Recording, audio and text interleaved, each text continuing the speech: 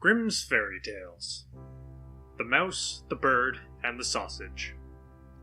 Once upon a time, a mouse, a bird, and a sausage entered into partnership and set up a house together. For a long time all went well. They lived in great comfort and prospered so far as to be able to add considerably to their stores. The bird's duty was to fly daily into the wood and bring in fuel. The mouse fetched the water, and the sausage saw to the cooking. When people are too well off, they always begin to long for something new. And so it came to pass that the bird, while out one day, met a fellow bird, to whom he boastfully expatiated on the excellence of his household arrangements. But the other birds sneered at him for being a poor simpleton, who did all the hard work, while the other two stayed at home and had a good time of it. For, when the mouse had made the fire and fetched in the water, she could retire into her little room and rest until it was time to set the table.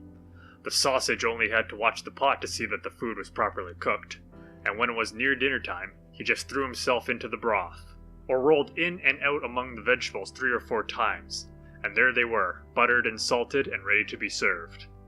Then, when the bird came home and had laid aside his burden, they sat down to table, and when they had finished their meal, they could sleep their fill till the following morning, and that was really a very delightful life. Influenced by those remarks, the bird next morning refused to bring in the wood, telling the others that he had been their servant long enough, and had been a fool into the bargain, and that now it was time to make a change, and to try some other way of arranging the work. Beg and pray as the mouse and sausage might, it was of no use. The bird remained master of the situation, and the venture had to be made. They therefore drew lots, and it fell to the sausage to bring in the wood, to the mouse to cook, and to the bird to fetch the water. And now what happened? The sausage started in search of wood, the bird made the fire, and the mouse put on the pot, and then these two waited till the sausage returned with the fuel for the following day.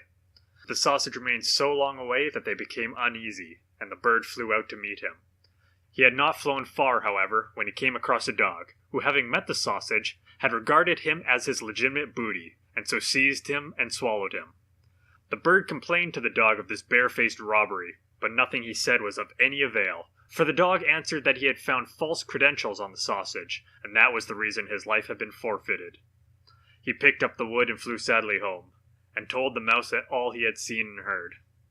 They were both very unhappy, but agreed to make the best of things and to remain with one another.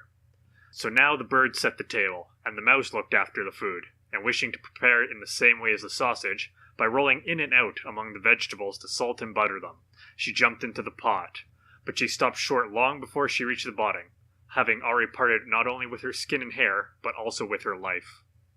Presently the bird came in, and wanted to serve up dinner, but he could not nowhere see the cook.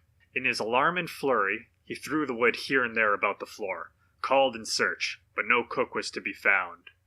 Then some of the wood that had been carelessly thrown down caught fire and began to blaze. The bird hastened to fetch some water, but his pail fell into the well, and he after it, and he was unable to recover himself. He was drowned. The end.